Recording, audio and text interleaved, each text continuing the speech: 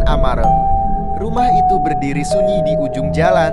Sebuah rumah besar bergaya Victoria dengan cat yang mulai mengelupas dan jendela-jendela yang tampak seperti mata kosong menatap dunia.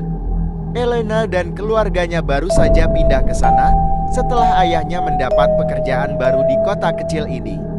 Bagi Elena yang berusia 12 tahun, rumah itu terasa seperti sesuatu dari cerita horor. Ini hanya rumah tua. Elena, kata ibunya sambil menepuk bahunya. Kau akan menyukainya. Ada banyak ruang untuk bermain dan tempat untuk menyimpan semua barang-barangmu. Elena tidak menjawab. Ia hanya memandang ke arah loteng kecil di ujung tangga. Pintunya tertutup rapat. Loteng itu tampak menyeramkan, bahkan di siang hari. Setelah membantu memindahkan kotak-kotak ke dalam rumah, Elena memutuskan untuk menjelajahi rumah itu. Kamar-kamar yang besar dan koridor yang panjang memberinya perasaan seolah-olah ia sedang berada di labirin. Saat ia menaiki tangga menuju loteng, sebuah langkah kayu berderit keras, membuatnya terdiam. "Elena, jangan ke sana tanpa aku," teriak ibunya dari bawah. Tapi rasa penasaran lebih kuat. Pintu loteng berat saat ia dorong. Engselnya berdecit nyaring. Di dalam, sinar matahari yang tipis menerobos melalui jendela kecil, menyoroti debu yang berterbangan di udara. Loteng itu dipenuhi barang-barang tua, koper-koper usang, kursi kayu reot, dan sebuah cermin besar yang ditutupi kain putih. Di pojok ruangan, sesuatu menarik perhatian Elena, sebuah kotak kayu yang tertutup rapat. Kotak itu tampak sangat tua, dengan ukiran rumit di sekelilingnya. Di atasnya terdapat tulisan dalam bahasa yang tidak dikenalnya. Dengan hati-hati, ia membuka kotak itu. Di dalamnya, ia menemukan boneka. Boneka itu mengenakan gaun merah tua yang elegan, dihiasi renda putih, rambutnya hitam legam, terbuat dari sutra halus yang tampak seperti rambut asli. Namun yang paling mencolok adalah matanya, dua manik kaca yang besar dan berkilauan, seolah-olah boneka itu sedang mengamatinya. "Wow," Elena bergumam. Boneka itu tampak sangat indah, meskipun terasa aneh memegangnya. Saat Elena menyentuh boneka itu, ia merasakan hawa dingin merayap di sepanjang lengannya. Tapi ia mengabaikannya, berpikir bahwa itu hanya karena loteng yang dingin. "Elena, turun sekarang," panggil ibunya lagi. Elena menurunkan boneka itu dari loteng dan membawanya ke kamarnya. Ia menamainya Amara, karena menurutnya nama itu cocok untuk boneka secantik ini. Namun, malam pertama setelah ia membawa Amara ke kamarnya, sesuatu yang aneh terjadi. Elena terbangun di tengah malam karena suara berbisik. Ia membuka matanya, tapi kamar itu gelap gulita. Ia meraih lampu meja di samping tempat tidurnya dan menyalakannya. Tidak ada siapa-siapa di sana. Hanya Amara yang duduk di sudut kamar, memandang ke arahnya dengan mata kaca yang berkilauan di bawah cahaya lampu. "Aneh, hanya imajinasiku," gumam Elena sambil menarik selimutnya kembali. Tapi ketika ia mematikan lampu, ia mendengar suara itu lagi, bisikan halus, seperti anak akan memanggil namanya. "Elena, mainlah denganku." Elena membego. Ia merasa bulu kuduknya berdiri. Dengan gemetar, ia menyalakan lampu lagi. Boneka Amara masih ada di sudut kamar, tapi kali ini posisinya sedikit berbeda, seolah-olah ia telah bergerak sendiri. "Siapa di sana?" Elena bertanya dengan suara gemetar, tapi tidak ada jawaban. Keesokan paginya, Elena mencoba meyakinkan dirinya bahwa semua itu hanyalah mimpi buruk. Tapi jauh di lubuk hatinya, ia tahu ada sesuatu yang salah dengan boneka itu. Hari itu cerah, dan Elena mencoba melupakan kejadian aneh semalam. Ia membawa Amara ke ruang tamu untuk memamerkannya pada keluarganya. "Ini boneka yang aku temukan di loteng," katanya sambil menaruh Amara di meja. Namanya Amara. Ayahnya melirik sekilas. "Boneka yang cantik," komentarnya singkat sebelum kembali membaca koran. Namun, ibunya memandang boneka itu lebih lama, matanya menyipit. Rasanya aku pernah melihat boneka seperti ini sebelumnya, gumamnya. Tapi, boneka itu seharusnya ada di museum. Jangan-jangan ini hanya replika. Kenapa bisa ada di sini kalau itu barang museum? Tanya Elena. Ibunya menggeleng, lalu tersenyum tipis. Mungkin aku salah ingat. Tapi jangan lupa membersihkannya dulu. Itu pasti sudah lama tergeletak di sana. Elena membawa Amara kembali ke kamarnya. Sepanjang hari, ia bermain dengan boneka itu, menyisir rambutnya, dan mencoba berbicara dengannya. Meski ia merasa aneh melakukannya, ada sesuatu tentang Amara yang membuatnya merasa boneka itu hidup seolah-olah Amara benar-benar mendengarkannya. Ketakutan Elena semakin dalam setelah kejadian malam itu. Ia yakin ada sesuatu yang tidak beres dengan boneka Amara. Namun, ia merasa bingung harus menceritakan hal ini kepada siapa. Orang tuanya tidak akan percaya, dan ia takut jika teman-temannya mendengar ceritanya. Mereka akan menganggapnya aneh. Hari itu, Elena memutuskan untuk menyelidiki lebih jauh tentang boneka itu. Ia kembali ke loteng, tempat ia pertama kali menemukan Amara. Loteng itu terasa lebih menyeramkan sekarang, dengan suasana yang berat seperti menyimpan rahasia kelam.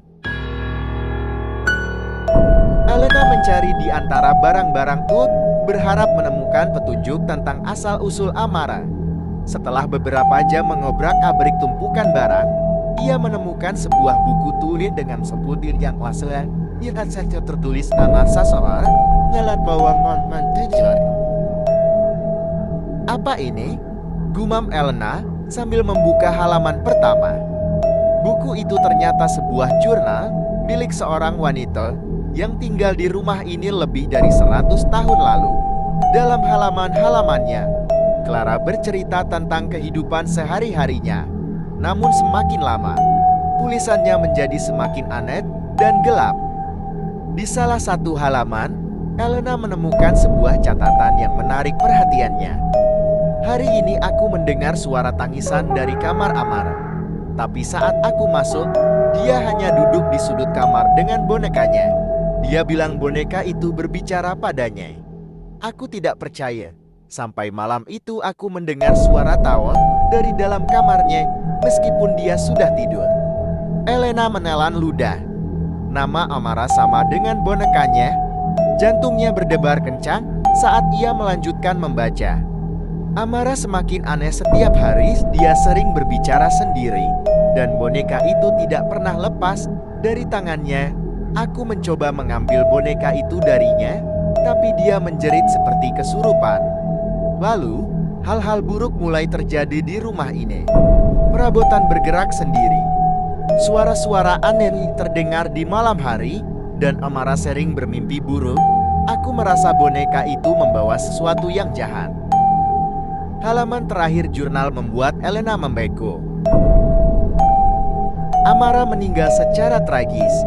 Dia ditemukan tenggelam di kolam taman belakang. Beberapa orang mengatakan itu kecelakaan, tapi aku tidak yakin. Setelah kematiannya, aku mencoba membuang bonekanya, tetapi boneka itu selalu kembali. Aku merasa kutukan itu belum selesai. Elena menutup jurnal itu dengan tangan gemetar. Amara bukan hanya nama boneka itu, adalah nama gadis yang dulunya tinggal di rumah ini, dan boneka itu, entah bagaimana, terhubung dengan kematian gadis itu. Elena memutuskan untuk mencari tahu lebih banyak. Ia menuju perpustakaan kota untuk memeriksa arsip sejarah tentang keluarga Beaumont. Ia menemukan artikel lama dari koran lokal yang mengungkapkan tragedi itu. Amara Beaumont, seorang gadis kecil berusia 8 tahun, ditemukan meninggal di kolam belakang rumah keluarganya. Polisi menyatakan itu sebagai kecelakaan. Tetapi beberapa penduduk percaya ada hal yang lebih gelap di balik kematiannya.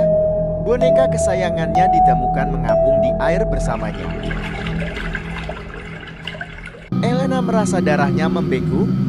Ia tahu sekarang bahwa boneka itu terkutuk dan mungkin jiwa Amara terperangkap di dalamnya. Namun, saat ia kembali ke rumah dan masuk ke kamarnya, sesuatu yang lebih menyeramkan menunggunya. Boneka Amara kini duduk di atas tempat tidurnya, padahal Elena yakin ia telah menyimpannya di lemari terkunci. Dan di tangan boneka itu, ada halaman dari jurnal Clara yang robek halaman yang mengatakan, "Kutukan hanya bisa dihentikan jika kau melepaskannya. Tapi berhati-hatilah, karena kutukan itu tidak pernah menyerah tanpa pertarungan." Elena tahu ia harus melakukan sesuatu. Tapi bagaimana cara melepaskan kutukan itu?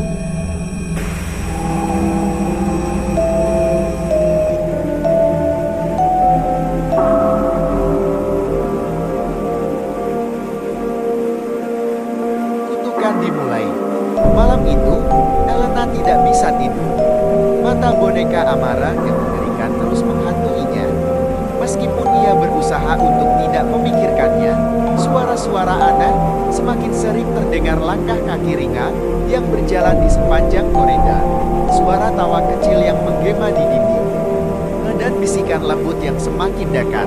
Elena berbaring terjaga di tempat tidurnya, menatap Amara yang duduk di kursi di sudut kamar. Boneka itu seolah-olah memandang langsung ke arahnya, dan Elena merasa seolah ada yang mengamatinya. Tak ada angin yang bertiup, namun udara di kamar terasa semakin berat. Tiba-tiba, pintu kamarnya terbuka sedikit, meskipun tidak ada yang berdiri di sana. Suara bisikan itu kembali terdengar. Kali ini lebih jelas, lebih mendalam. "Elena, ikutlah denganku." Elena melompat dari tempat tidur, menatap pintu yang terbuka lebar. Ia tahu harus melakukan sesuatu untuk mengakhiri teror ini, tetapi ia tidak tahu apa yang harus dilakukan. "Apa yang kamu inginkan, Amara?" Elena berbisik dengan suara gemetar. Namun, hanya ada keheningan yang memekakan telinga. Boneka itu duduk di sana, menunggu untuk diambil, menunggu untuk menguasai jiwa baru. Keesokan paginya, Elena menceritakan semuanya pada ibunya, berharap bisa mendapatkan penjelasan atau setidaknya dukungan. Tapi seperti sebelumnya, ibunya hanya tersenyum dan menggelengkan kepala. "Kau terlalu banyak berhayal, sayang, itu hanya boneka." Namun, Elena tahu ini bukan hanya sekadar hayalan. Malam itu, saat ibunya sudah tidur, Elena memutuskan untuk menyelidiki lebih jauh. Ia kembali ke jurnal Clara dan mencoba menemukan petunjuk lebih lanjut tentang boneka Amara. Di antara halaman-halaman yang semakin rusak, ia menemukan sesuatu yang lebih mengerikan, sebuah petunjuk tentang bagaimana kutukan itu bisa dimulai. Kutukan ini dimulai dari jiwa yang tidak pernah dapat beristirahat. Tulis Clara dengan tinta yang hampir pudar. Amara yang tidak merasa puas, yang tidak pernah mendapat keadilan dari kematiannya yang tidak wajar. Dan boneka itu adalah penjaga jiwa yang hilang. Elena merasa mual saat membaca kata-kata itu. Kutukan ini sudah dimulai jauh sebelum ia membawa boneka itu pulang. Namun, semakin ia membaca, semakin ia menyadari bahwa kutukan ini tidak hanya mempengaruhi orang yang memiliki boneka, tetapi juga keluarga mereka. Ada petunjuk yang mengatakan bahwa setiap orang yang tinggal di rumah ini akan kehilangan orang yang paling mereka cintai. Elena tahu apa yang harus ia lakukan dan ia harus mengakhiri kutukan ini sebelum lebih banyak orang yang menjadi korban. Tetapi bagaimana? Saat ia kembali ke kamar, ia melihat Amara di atas tempat tidur. Posisinya berubah, seolah-olah boneka itu menunggu perintah darinya. Tiba-tiba, Elena merasa ada sesuatu yang bergerak di sekitar boneka itu. Matanya mulai berkaca-kaca, dan untuk pertama kalinya, ia merasa ketakutan yang nyata, ketakutan yang lebih dalam daripada yang pernah ia rasakan. Di luar kamar, terdengar suara keras, suara kaca pekan. Elena berlari keluar dari kamar, terengah-engah. Ibunya berdiri di ruang tamu, memegang sepotong pecahan kaca. Kenapa kamu melakukan ini? Suara ibunya bergetar. Aku tahu kau mengambil boneka itu, Elena. Kau sudah mengundang sesuatu yang tidak bisa dikendalikan. Elena terpaku, Idu, kau harus mempercayainya. Boneka itu ada sesuatu yang buruk di dalamnya. Ibunya menatapnya dengan ekspresi kosong. Boneka itu adalah milik keluargaku, Elena. Amara adalah bagian dari kita, dan dia ingin kembali. Jangan. Tidak ada yang bisa kembali setelah mereka mati. Elena berteriak, merasa kebingungannya meningkat. Ibunya tersenyum, tapi senyum itu bukanlah senyum yang menghibur. Amara telah lama menunggu, dan sekarang saatnya. Ketika Elena mencoba berlari, ia merasa sesuatu yang dingin mencengkeramnya dari belakang. Ia menoleh dan melihat boneka Amara berdiri di tengah ruangan, matanya bersinar merah. Dalam sekejap, boneka itu melompat ke arahnya, dan Elena merasakan kekuatan yang tak terlihat menariknya ke arah boneka. Namun, sebelum semuanya menjadi gelap, sebuah suara terdengar menggema di seluruh rumah. Suara itu seperti teriakan seperti jiwa Amara yang meronta dalam penderitaan.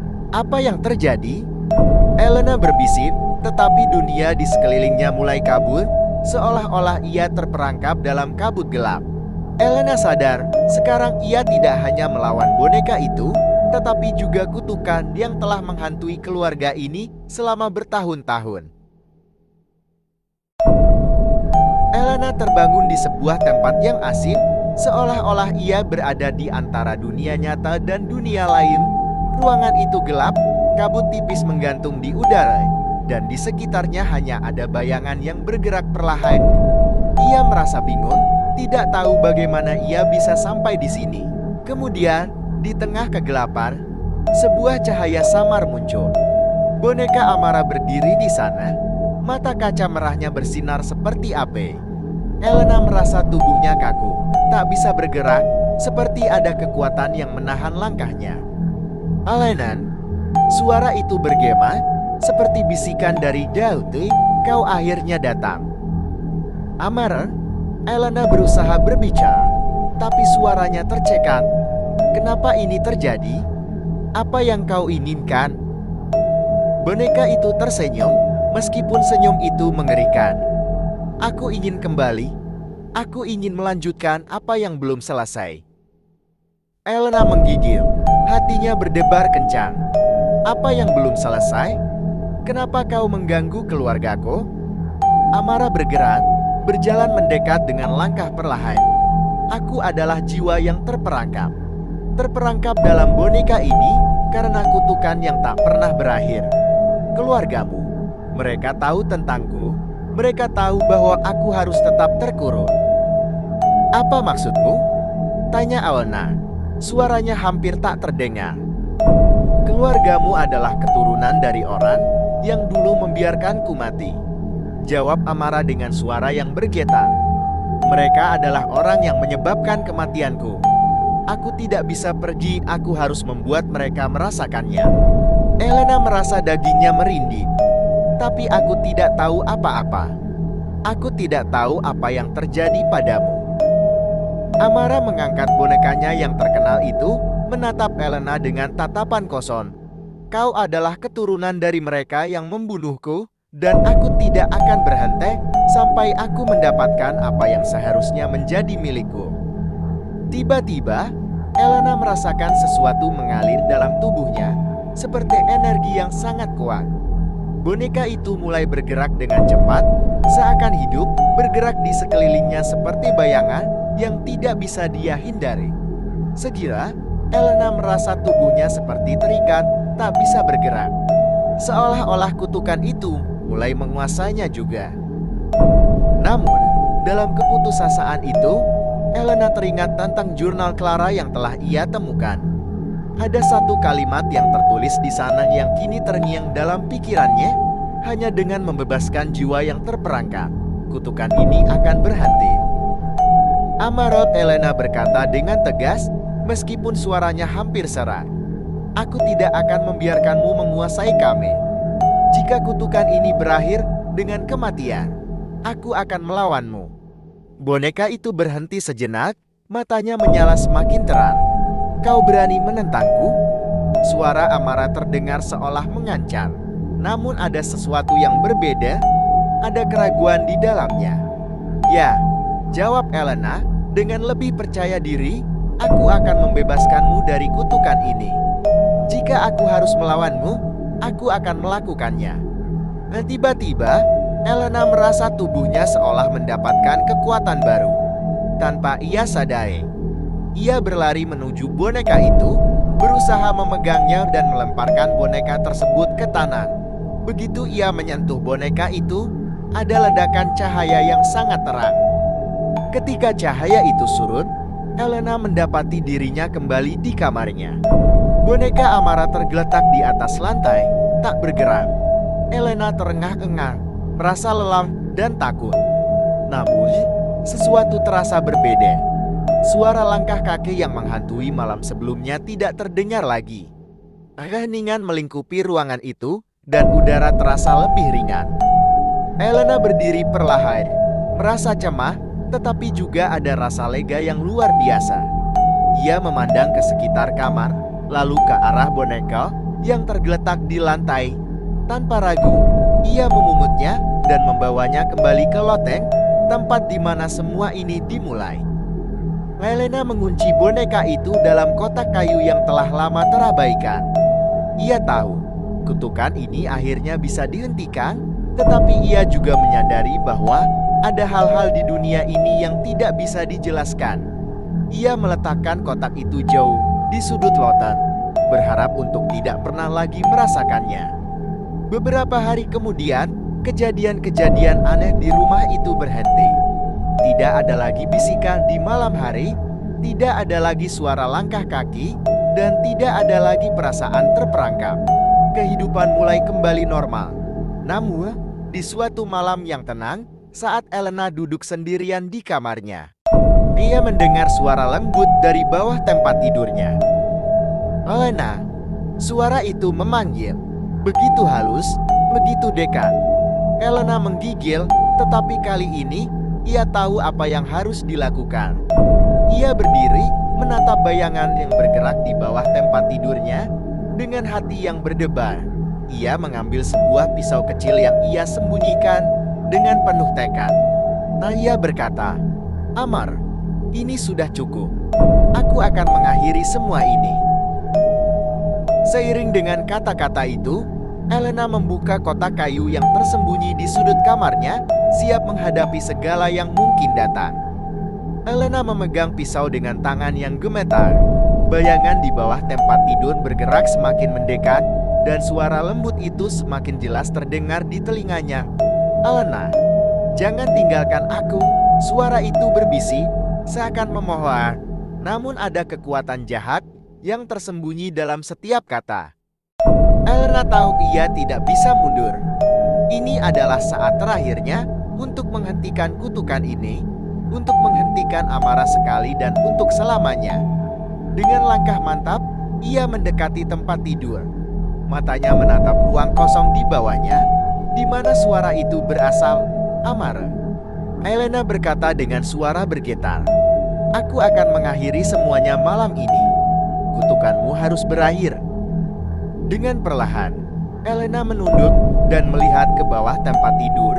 Di sana, ia melihat sesuatu yang membuat darahnya membeku. Tangan kecil muncul dari balik kegelapan, memegang boneka Amar.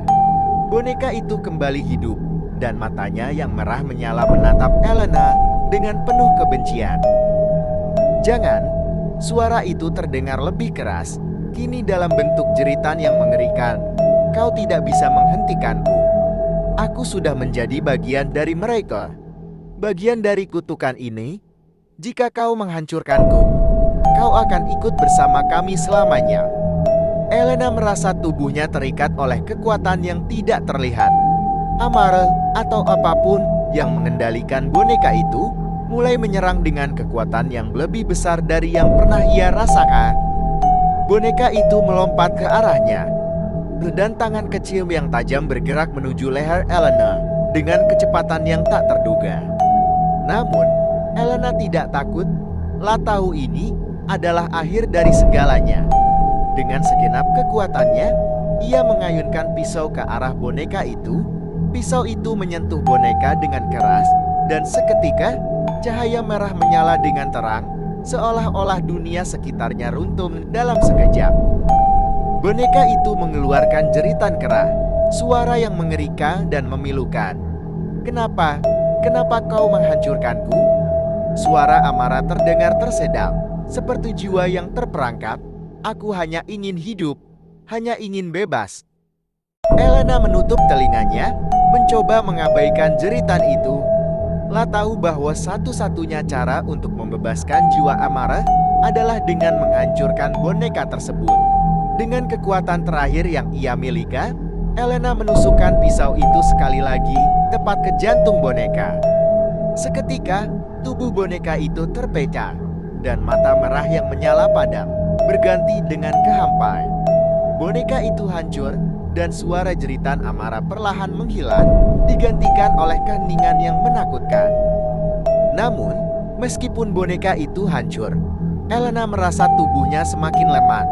Ada sesuatu yang salah. Seiring dengan hancurnya boneka, Elena merasakan jiwa Amara yang terperangkap mulai mengalir melalui dirinya. Tubuhnya mulai terasa berat dan pandangannya kabur. Sepertinya ia tidak bisa melawan lagi. Tiba-tiba, dalam keputusasaan itu, suara lembut terdengar kembali. "Elena." Elena menoleh, dan di depannya, dalam kabut gelap, muncul sebuah sosok bukan Amara yang mengerikan, tetapi seorang gadis muda dengan rambut panjang dan wajah yang lembut. Mata gadis itu berkilau penuh rasa syukur. "Terima kasih." Suara gadis itu lembut, hampir seperti sebuah bisikan, "Kau telah membebaskanku dari kutukan ini." Elena tertegun. "Amara?" Amara mengangguk, dan senyum lemah muncul di wajahnya. "Aku tidak bisa pergi dengan damai sebelum ini. Kutukan ini tidak hanya mengikatku, tetapi juga keluargamu, dan mungkin orang-orang lain.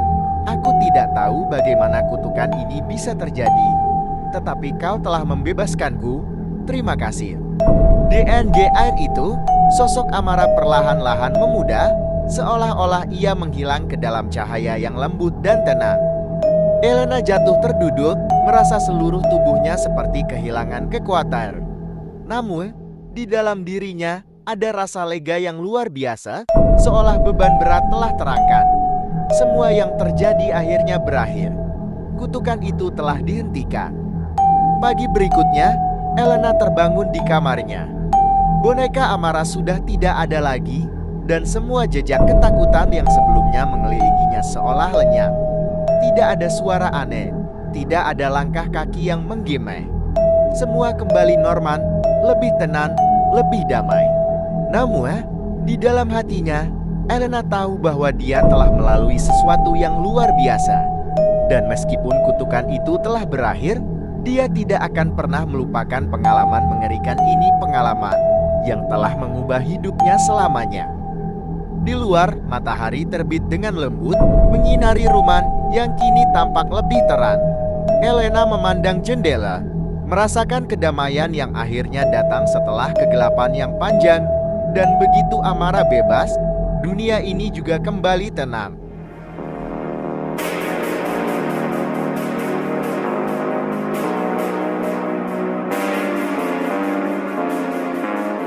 Cerita tentang boneka Amara ini menggambarkan bagaimana kutukan yang berasal dari tragedi massal lalu dapat memengaruhi kehidupan masa kini melalui perjalanan Elena yang penuh ketakutan dan perlawanan. Kita melihat bahwa keteguhan hati dan keberanian untuk menghadapi kegelapan adalah kunci untuk membebaskan diri dari belenggu masa lalu.